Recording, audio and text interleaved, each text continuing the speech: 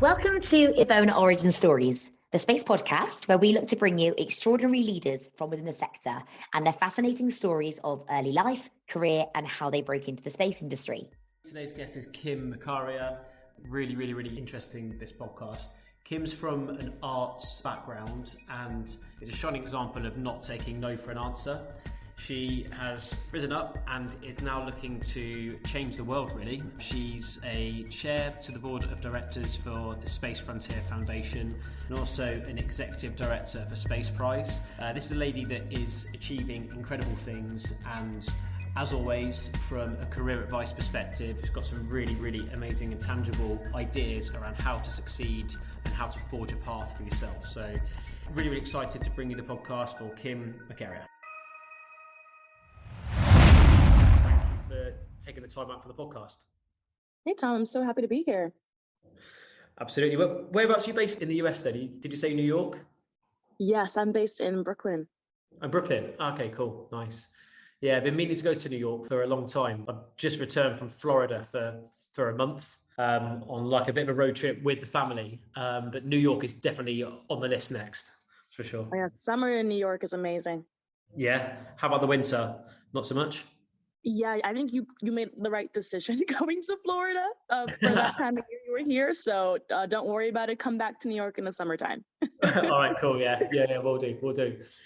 Well, like I say, thanks very much for taking the time out. You know, this podcast is all about telling people stories, you know, where interesting leaders within the space industry, you know, what's their past, how did you enter into the industry? And then, you know, throughout we can look at maybe some nuggets of advice and, you know, if we can just inspire one person to make a move into the right course or to make a move from a different sector into the space industry, then it's all worthwhile. So, so would it be possible for you to sort of start from the start then and kind of tell us a bit about you, right from the start? Yeah, well, I was born in Boston, raised in Atlanta, and I went to college in Memphis, Tennessee. And my journey into the world of space started while I was in college. I had a screenwriting fellowship for a couple of years. And each semester, I would get funding to do ethnographic research on American values, and I would write these different scripts based on my research. And so my last script for the fellowship ended up being inspired by a jacket I got from a thrift store, a space camp jacket. And I ended up writing this musical comedy about two women from across the world competing for a free trip to space. And during my research is really when I discovered how difficult it can be for women, minorities, especially people from non-spacefaring nations to get into the industry, because my two main characters were immigrants.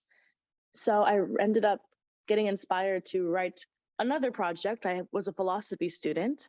So I ended up writing my senior thesis about democratizing space after I wrote that script.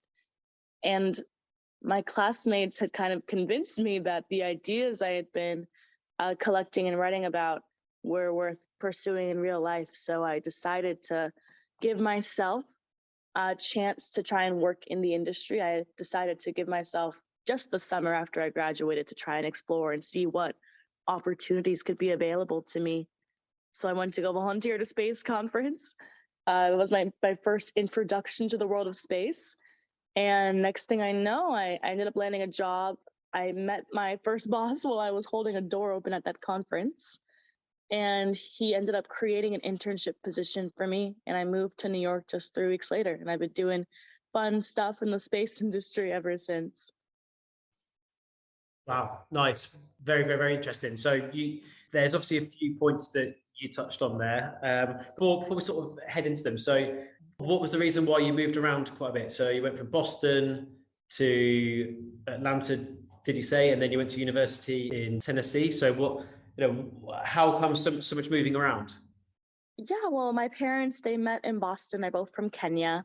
And there's a really great, vibrant Kenyan community in Boston. There's also a surprisingly vibrant Kenyan community in Atlanta. So my dad got a job at IBM, and we moved down there to go support him. And even before I went to college in Memphis, I took a gap year and I lived in Bolivia for a year and worked at a children's home And I did that because I've always been really just passionate about nonprofit work. That's something that I've been engaged in, I feel like, most of my life. So I moved down to Bolivia for a year and ended up choosing my college in Memphis, Tennessee, Rhodes College. It's a tiny little liberal arts school. I chose that because it was ranked as like one of the #1 schools for community service. So that's why I decided to go venture off to Memphis, Tennessee. And it was one of the best decisions I've ever made. I love that school. I'm really grateful for all the opportunities it afforded me. And then I moved to New York, really not by choice. I love New York now. I don't have to be here, but I love it because I work remotely. But after my first year here, I realized that it really was the city for me. Yeah. What do you think is it that's been the main reason why you've been so passionate about nonprofits? My mom she's a giver. She's quite generous. She's the type to take in anyone and everyone when they need it and provide unconditional, support and love to the people around her. And so I really kind of adopted that mindset from her, that servant-like mindset. So I've always just been really quite passionate about making sure that people have a chance to thrive in whatever way that means. I just like to support people's growth and help them to reach their dreams in big and small ways. And so I used to run a club in high school. It was called Student to Student. And we basically helped connect folks who were in the special needs department at my school and help them get connected to the rest of the school. We actually held the first county-wide dance for all of us, the counties, the special need departments in Cobb County in Marietta, Georgia. And that was a really great fulfilling experience, getting to do that. So I've always loved doing nonprofit work. Even in college, I interned or had a fellowship at a nonprofit dance studio. It was a really brilliant studio. Half the students were on scholarship and half the students came from more privileged backgrounds. And watching the way in which these young people from two different worlds came together to engage in the performing arts, it was a really beautiful experience. I don't think I'm ever going to stop doing nonprofit work. It feels like it's just in my blood right now. Yeah, it's interesting, isn't it? Inspiration often comes from parents. You are kind of almost shaped. And it's interesting that you mentioned about performing arts bringing different sort of people together. I have an absolute love for music. And for me, what I love about it is that music exists all around the world. It doesn't matter who you are. Ultimately, different people from different backgrounds can share a love for the same thing. So music, performing arts, it's pretty much the same really from that perspective. So yeah, nice. And so you mentioned a few things when you were first talking about your kind of entry into the space industry, and you mentioned about whilst you were at college, you managed to get some funding for a particular project. So this is an interesting point because obviously people look into, there's lots of kind of entrepreneurs in the making, and ultimately access to funds is always really, really, really difficult. So I just wondered if you could kind of explain how you managed to get that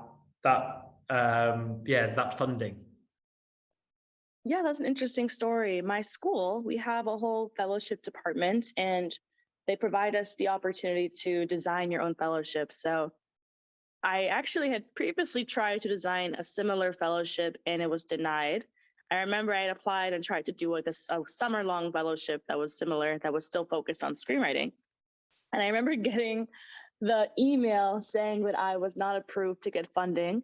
And that very moment, I marched over to the office for the man who directed the fellowship program, went to his office.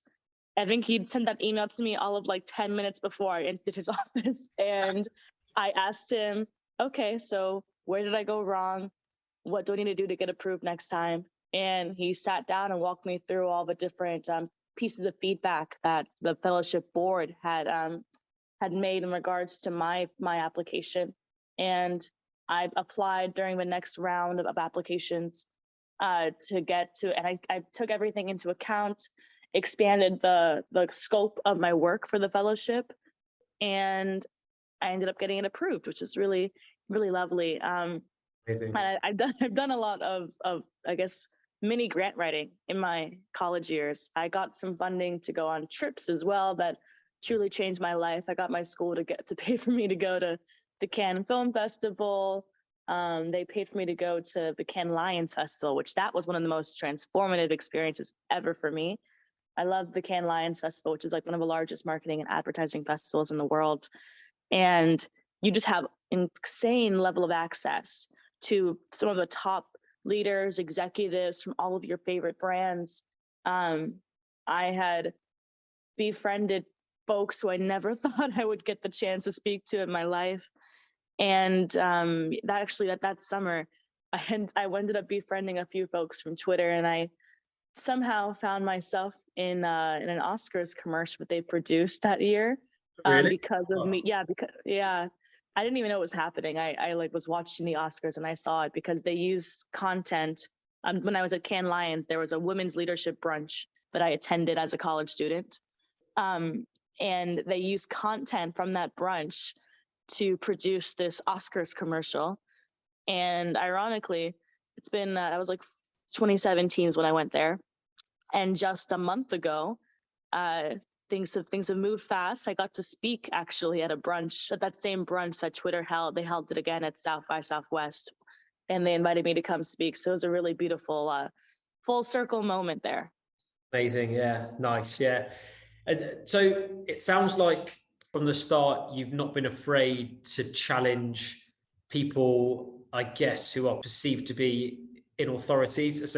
So what I mean by that is when you got the first no, and then you march straight into the person's office to basically say, look, what happened, I don't agree with it, all the way through to when you went to the Cannes Lions event. And it sounds like, you weren't afraid to walk up to people that were leaders in your part of the sector, to learn from them, to network with them, which is interesting because, like me personally, when I was younger, I would have been petrified to do that. So what do you think is it that gave you that confidence to be able to do that? Because I think for a lot of people, they just wouldn't do it. And actually, knowing what I know now, that's a really, really, really important way to approach issues, to not be afraid of a no, and to not be afraid to go and challenge it and understand why. So what is it that you think sort of gave you that drive or that confidence or whatever it is that allowed you to do that?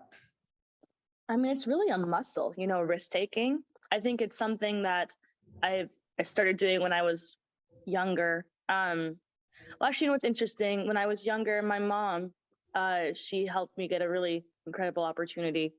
I was 11 years old, and I was in a choir, like it was an audition-only choir, and I was one of the youngest, I think maybe the youngest one in this group. And I had the chance to go to sing at the Sydney Opera House as a kid.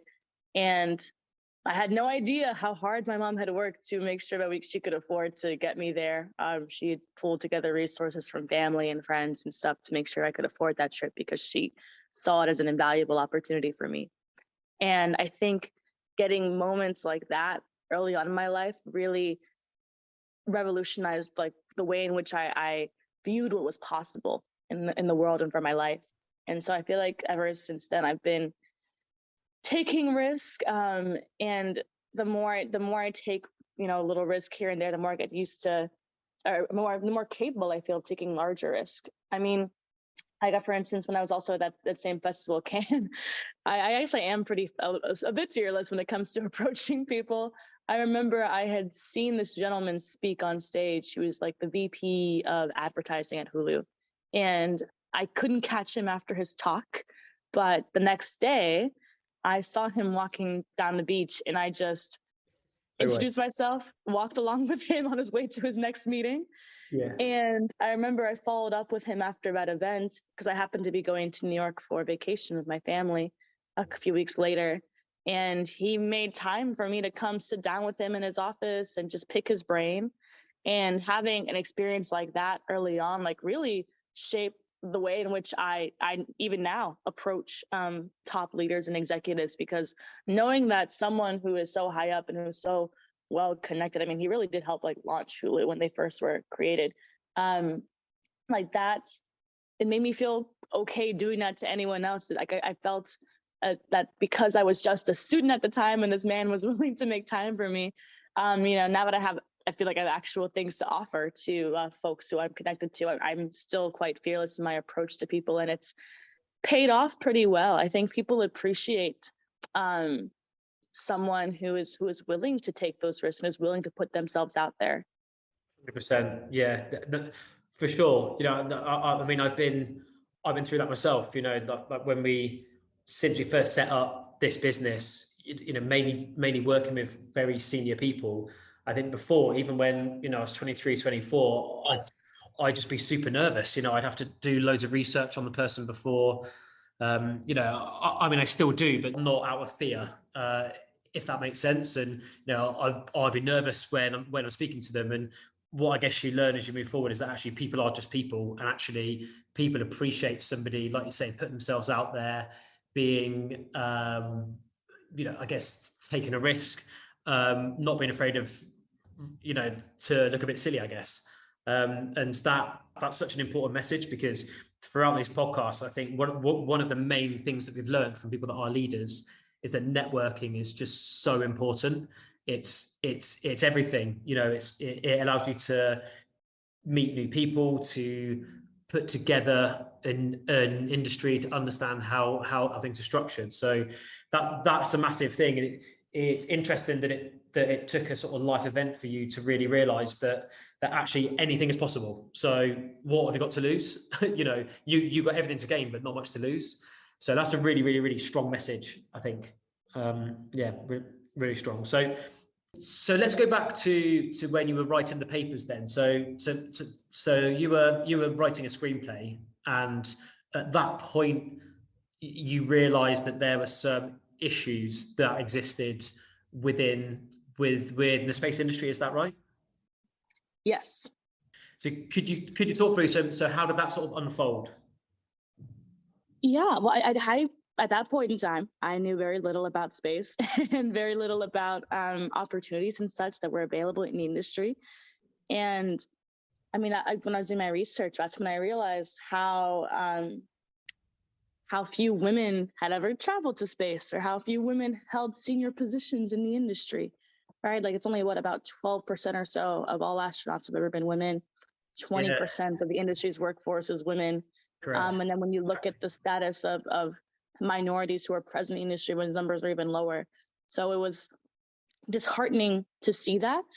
And then because of my background as being a first generation US citizen, because my parents are from Kenya, when I saw just again how difficult it was for those who are immigrants to get into the industry for a variety of reasons, things like ITAR and stuff in the US, I was just very frustrated, because that research also helped me to understand just how influential and the impact of the space industry and insights and innovations from the space industry, what that impact is on our daily lives. And a lot of people are very unaware of the value that space provides. And I think if more people knew how important space is and how influential it is in our lives, they would be more willing to engage in the field, in the industry. So that was something that was also really worrisome to me. I was just concerned that people were not taking advantage of all the different opportunities that were being brought up in this commercial space sector, especially.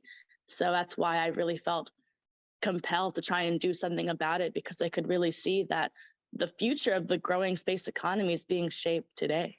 And if more people don't get involved right now, we're going to be repeating all kinds of different problems we have here on Earth back in space. Amen. That's exactly my thoughts too.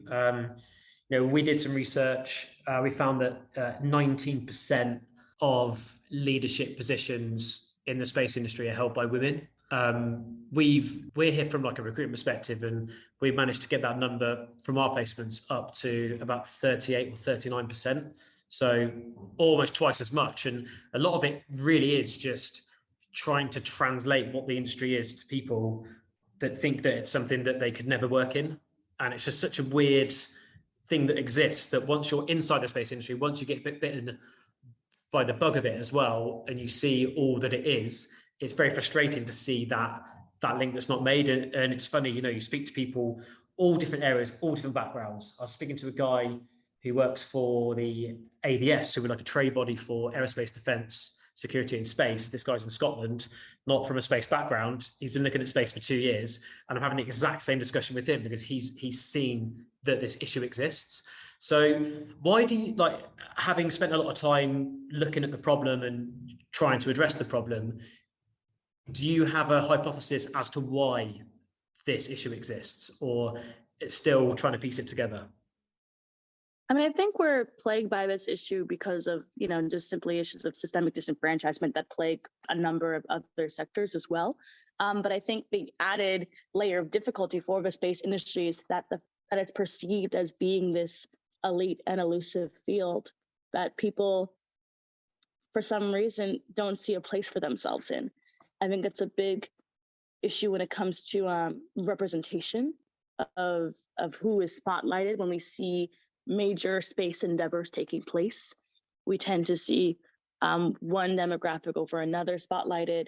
And so that's a big part of what I think where the solution lies is increasing the amounts of representation, not just of folks who are working in the industry, but who is spotlighted when we are discussing things happening in the industry. The film Hidden Figures, people love to talk about that. Obviously, there have been people who have been making an impact on the industry for quite some time, people who are minorities and women and such, but they simply just haven't gotten the attention that others have received over the years. And so I think shifting, again, that spotlight is going to have a major positive impact when it comes to the next generation being able to see themselves in the industry and picture what a life working in space could be like for them. Yeah, indeed.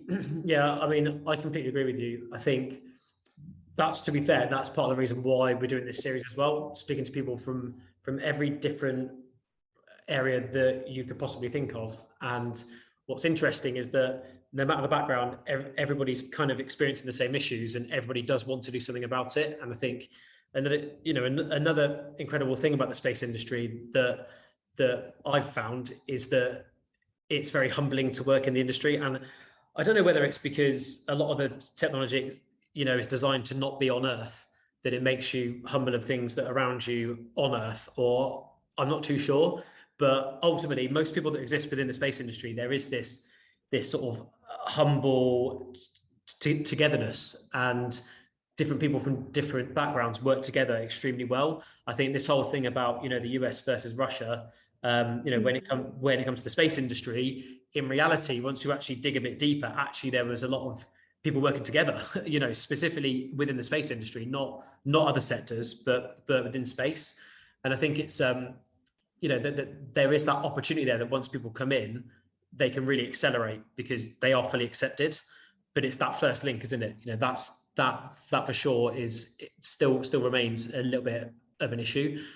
Just out of interest, when you're talking about space, so for example, when you're writing the screenplay and you were researching, what parts of the space industry are you mainly referring to? I referred a lot to launch, because at that point in time when I was writing the script, that's all I didn't know much about all the other ways by which you could work in the industry, which I think is pretty common for those who aren't really engaged in the world of space. So yeah. I started off with launch, but I mean, nowadays I am fascinated by all the more bolder, riskier projects. Actually, my first project working in the space industry, I worked at a company called Consensus. And when I worked there, they had just been acquiring an asteroid mining company, which that blew my mind when I joined the space industry, knowing that even was a thing. Yeah. So that, and then even now, I serve as the chair of the board at the Space Frontier Foundation, and we have a project where we have students from across the globe studying an aspect of space-based solar power. And space-based solar power is a pretty wild concept. There's a lot more buy-in for it now than there was 20 years ago when some people on my team first started advocating for it. So that's been really, really interesting to see. But launch was really what I focused on, what I was more intrigued in. But the second I learned about all the other things that are out there, I was just compelled to explore and go down the rabbit hole and see what other um, what other opportunities there would be. Yeah, I know. It's almost like there's so many different layers to it, isn't there? I think everyone's brain goes to launch, like you say. Obviously rockets. That's what everyone thinks about when they think about the space industry. And then as you start to sort of unpeel it and look at the different layers, you realize, wow, like a lot of what we're doing is related to space. If you think about Uber, that without data from satellites, they wouldn't have a business. That business wouldn't run. So really, when you start to uncover it, it's like, wow. And certainly looking into the future, most companies are going to be a space company per se. So it's interesting. Just looking at some of the work that you've been doing there, just sort of on that particular subject about sustainability and about kind of international organizations working together. So you represented some companies at the UN World Space Forum. Could you talk us through that? Like how did that come around? How was that received? What is the UN World Space Forum? Ooh, okay, that's a good story too. So when I was an intern, when I started out at Consensus, I was an intern before I got a full-time position there. And so I lived in New York for that internship. And The Economist held a day-long space summit that year in November. It was like 2018. And I remember looking at the list of speakers, and I saw that Simonetta DePipo was speaking. So I sent her team an email asking if I could find some time to meet while we were both there. They said they would try and squeeze me in. So what I did was, because I could not afford a ticket to this event, I think it was like $1,000 for one day. And I emailed the Economist events team because I saw that there was a panel centered around youth and space. And I asked if I could join the panel. And they were like, no, but you can, we'll give you a free ticket. And I was like, oh, that's awesome. Easy. So I went there, saw Simonetta, spoke to her for half a second, but then I spoke to the program manager at the UN Office of Outer Space Affairs who was there. And I told him I had been doing research as part of my internship centered around the international space community. And I asked if there was a place where I could share some of the work I'd been doing. And so this gentleman told me that the UN World Space Forum would be a perfect place to share my research. And he told me when the applications would be and such for that. So that was November. I ended up, the applications opened up, I think around July or August next year. And I applied for funding to support my trip and also just to get in and be able to present. And the second the applications opened and the second I submitted my application, I emailed him and was like, hey, by the way, I just submitted my application, hope it's well received. So I did that, it got approved. I went out to Vienna to go present, and it was an incredible experience. I presented, so it was my project I was working on. I ended up doing my presentation centered on not just my research from prior, but I did my presentation on an app I was working on called TrueSat that was centered around, the whole app was about helping people from around the world be able to make meaningful contributions to the world of space by tracking and observing satellites and space debris and putting that data into an open source catalog. So my presentation was called The Unifying Power of Space Debris. And I have to say it was pretty well received.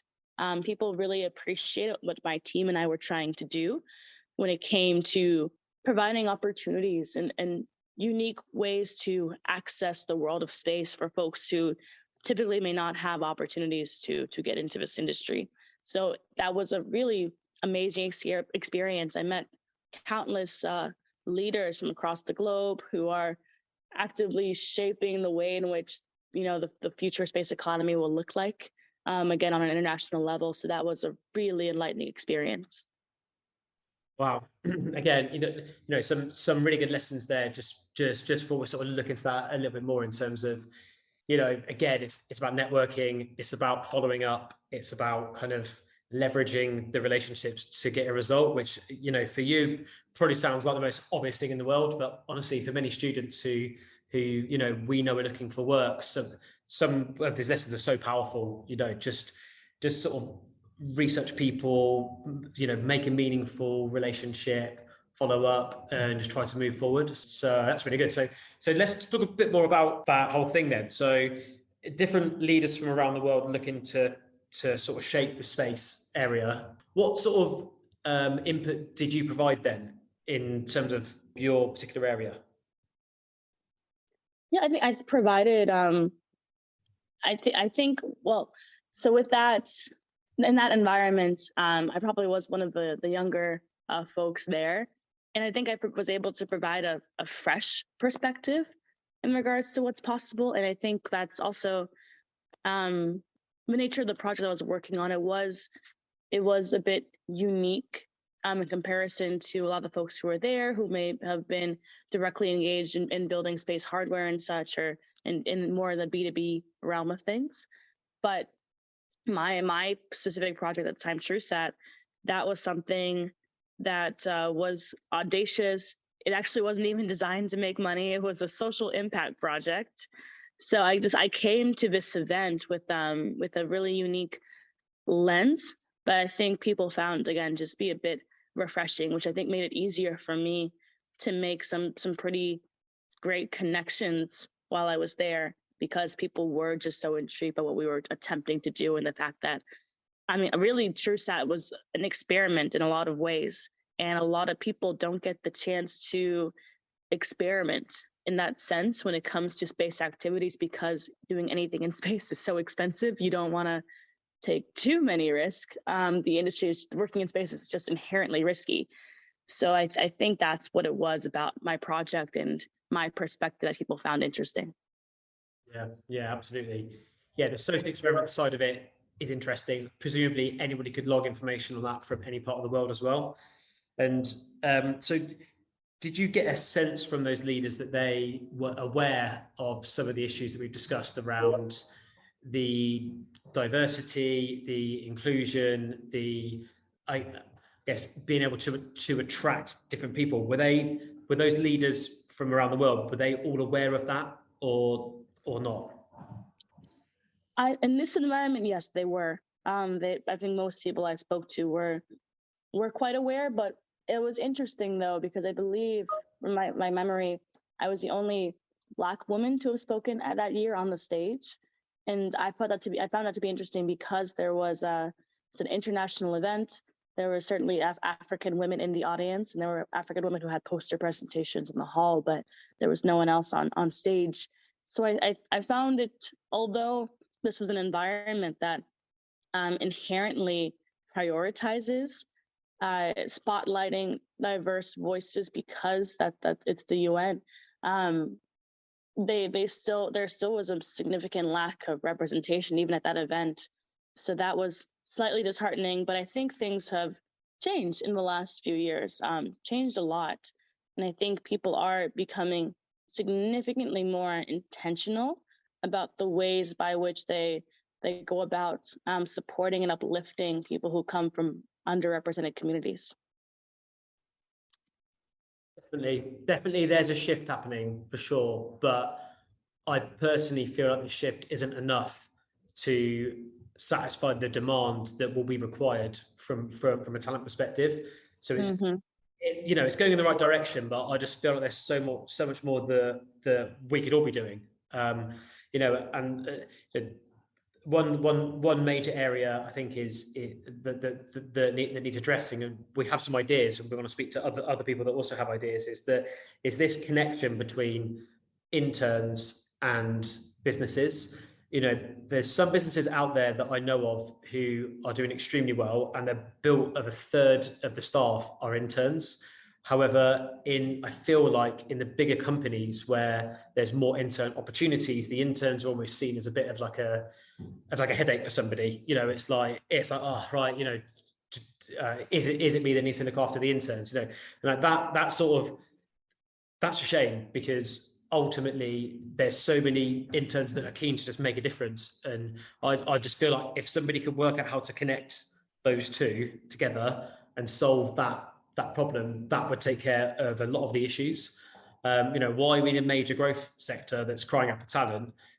and there's loads of internships of people coming out of university who can't find where to get the jobs.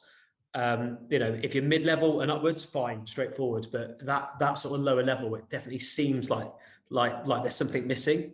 Have you got any thoughts on that at all? Well, we at the Space Frontier Foundation, we've been launching a lot of initiatives centered around trying to connect those dots. We're launching right now a youth apprenticeship program later this summer, and we have interns building out that program for us. And we're building it out in partnership with a consultancy firm called ICF.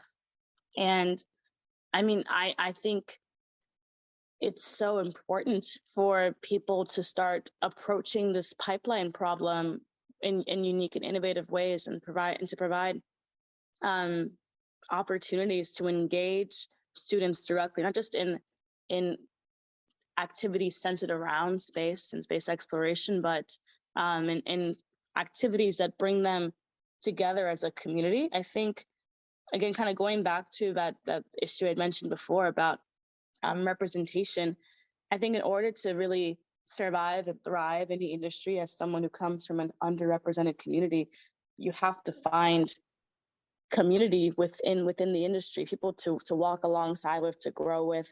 And what we're trying to do with our youth apprenticeship program, with our Clean Energy Consortium that also involves university students, is to foster these collaborative learning environments for people that will help them better feel more welcome and included in the industry. So that's how we're trying to approach it, is again by providing these really fun, unique opportunities. My other nonprofit, Space Prize, where I serve as the executive director, we are launching a community platform this summer for students and teachers to connect with each other. It'll have space education curriculum and resources, and we're quite excited to see how this platform shapes the ways in which young women can really see themselves working in the space industry. Yeah, that's really interesting. So apprenticeships is obviously a very good way to get people into work, to get people to be inspired. I mean, funnily enough, we took an placement student for marketing, and she's turned out to be absolutely incredible. I'd say stronger than most senior marketing people that we've worked with. And, that's because that was somebody that was just so hungry to be given a chance.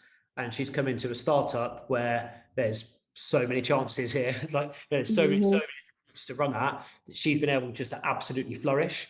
And that's a real kind of success story here. But it was, I wouldn't say it was difficult, but it was a lot of work for us to be able to make that happen. Whereas in reality, it should be frictionless for a business to be able to find a good intern. And I know it sounds a bit ironic because we are a recruiting firm, but but that process, it was difficult to dip into what should be a wide pool of talent, really. And I think, again, it's because those people, perhaps a lot of people aren't inspired enough. You were obviously very driven, and that was evident throughout your whole path. But a lot of people don't have that drive, and I think that's because a lot of people aren't inspired, and that's because they've not been provided with the right content about things that could potentially inspire them. I was told that I'd be a fisherman from my careers advisor. Nothing wrong with that at all. But if you met me, you'd realise that there's no chance of me ever being a fisherman. And again, it's because I just wasn't inspired. Like the right things weren't put in front of me. So I think it's amazing what you're doing with these foundations. And I'd love to hear more about it at another time, because like I say, there's just so many people out there that are so keen for a chance, and we just need to find a way just to provide all the chances. But I do feel like there's an educational piece with businesses too. Have you found that as well? Have you found that businesses are super keen to engage with interns, or have you had any friction there? No, people are definitely very interested. I mean, I have friends who've also launched fellowship programs in the past couple of years, and the enthusiasm for these kinds of, or for these programs is quite significant. I think people are really determined to take unique approaches to solving the pipeline problem. So everything I've seen has been quite well received. Very nice. Good. Good. Yeah, because we're looking into something ourselves. Similar kind of service. It's just trying to demystify, decode, and simplify that relationship. I think because exactly like you said, I mean, there are. I think one of the main issues is that when people think about the space industry, they think about rockets. Then they think about engineers. And if they think about engineers, they think about guys. And that is obviously completely wrong in itself, but it exacerbates the problem because in reality, within the space industry, a lot of the companies now are creating products and those products need to be sold. And a lot of the jobs in there are largely populated by females, but I'm not sure the students know this. These companies need people with every single skill set that you can imagine. They need to populate an entire business. So the more that we get this message out there, the more we try to repair that link, I think the better chance we have of ushering more people into the space industry and giving people, the enjoyment that we have from the sector. No, I absolutely agree with that. And I think that we're going to see, because again of all these wonderful intentional efforts, I think we're going to start to see the payoff of that in the next few years of more people taking a risk and trying to see where they could fit into this industry. I mean, there's so many jobs that are opening up for people of all different backgrounds. And the more that we as industry professionals are able to communicate that to the general public, people who work in other sectors, the sooner we're going to start to see that transformation take place. Yeah, exactly that. Yeah, I think I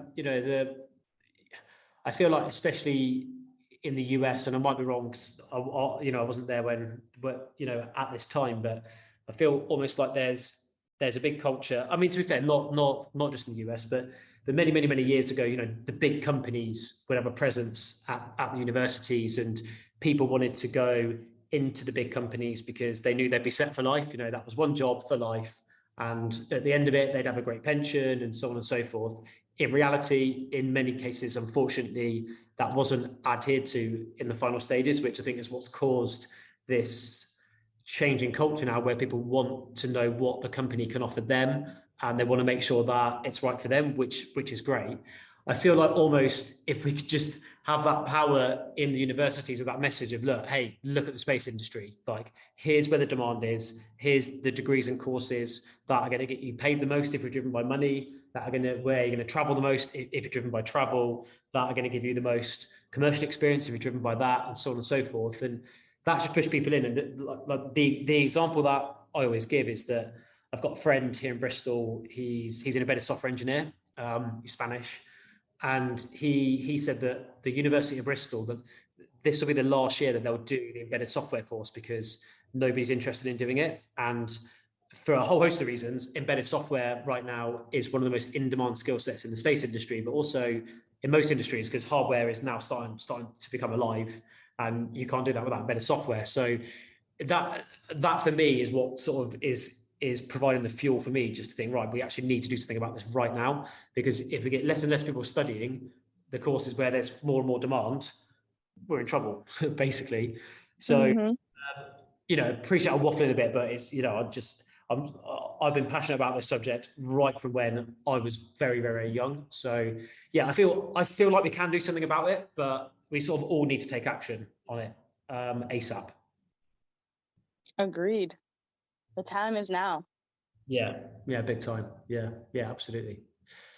Okay, well, thank you very much for that. I guess the final question, just to wrap up. I know that we touched on quite a few different areas, but if there are some people that are potentially looking to enter into the space industry, what would be your sort of main advice? Based on what you know now, how would you advise people if they're, look, I have no idea, what should I do? I mean, there are a number of, probably a couple dozen, really great organizations that have foundations and other nonprofits aside from my own that do work that supports the industry as a whole. And I find that volunteering with organizations like that has had a tremendous impact on my career, on the careers of my friends. And that would really be, that was how I got into the industry, was by volunteering at a space conference. And then staying plugged into that foundation has been invaluable for me thus far. But that's my number one recommendation, is finding an organization that you connect with, that whose mission really resonates with you, and joining and supporting their mission somehow and lending your skills to them. Yeah, amazing. And would you happen to have like a full list of those foundations at all that you'd be able to share after the podcast, and perhaps we can publish that with the podcast so that people can just have a browse through? Sure, I'd be happy to share a list. Yeah. All right, cool. Perfect. All right, good stuff. Well, look, thank you very much for that. Some really, really, really good lessons there. I think, your personal story as well, hopefully that will inspire people just to take a chance and to try to network and to go to shows, and I tell you what, aim for the stars, because the example that you gave where you then ended up being able to speak, that's exactly what people should be doing. Why not? There's no harm in trying. So thank you very, very, very much for your time. And it's been an amazing story. Thank you. This was so fun. Cool. All right. Look forward to speaking again soon. Take care. Thank you. Cheers. Bye-bye.